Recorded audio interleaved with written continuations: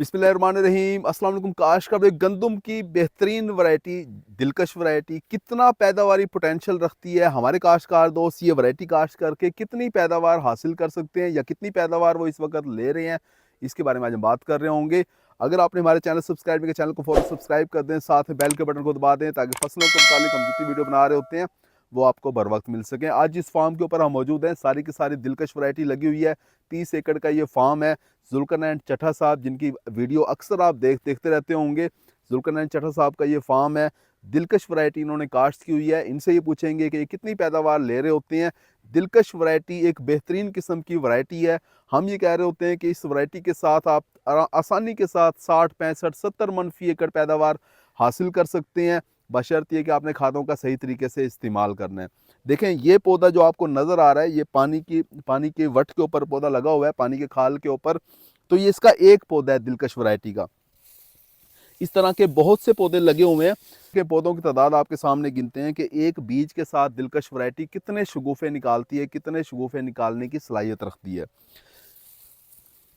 1, 2, 3, 4, 5, 6, 7, 8, 9, 10, 11, 12, 13, 14, 15, 16, 17, 18, 19, 20, 21, 22, 23, 24, 25, 26, 27, 28, 29, 30।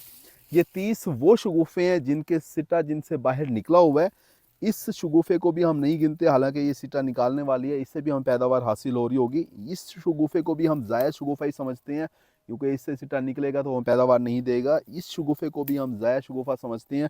इसके अलावा 30 शगुफे ऐसे हैं जो कि पैदावारी शगुफे जिन्हें कहा जाता है, जिनसे हमें पैदावार हासिल हो रही होती है।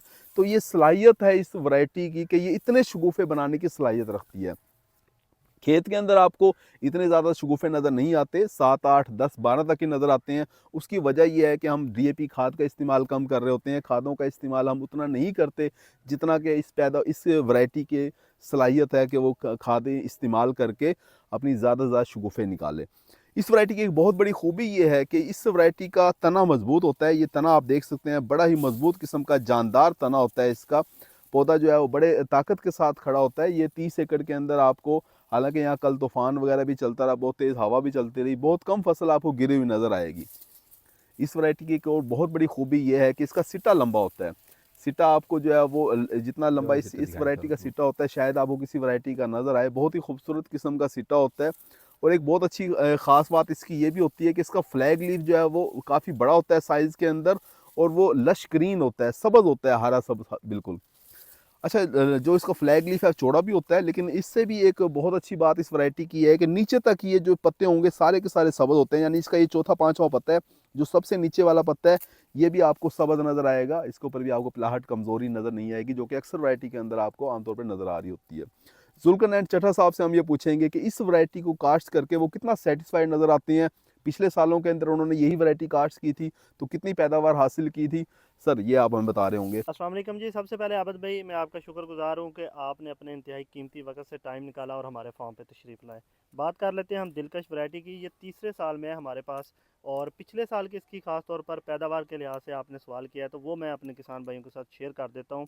पिछले साल ये हमारे पास आई थी 52 से लेके 55 मन तक, और 52 से 55 मन की जो पैदावार थी इसकी, वो हमारी सिर्फ एक बैग डीएपी के साथ थी। अगर ऐसे हमारे काश्तकार भाई जो 2 बैग डीएपी या 1.5 बैग डीएपी इस्तेमाल करेंगे तो यकीनी तौर पर उससे उनकी पैदावार मज़ीद बढ़ जाएगी। इसके अलावा एक और ख़ूबी है इस वैरायटी की।